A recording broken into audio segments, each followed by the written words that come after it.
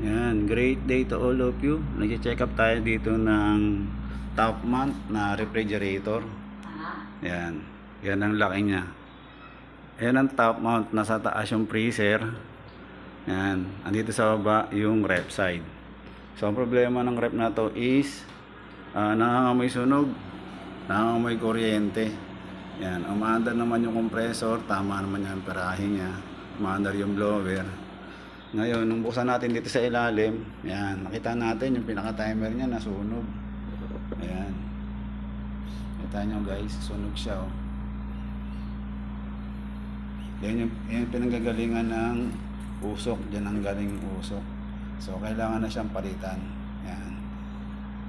Yan po ang problema ng refrigerator na to. So, maraming salamat sa lahat ng mga nanonood at sa mga bago pa lang. Please like and share. Thank you very much.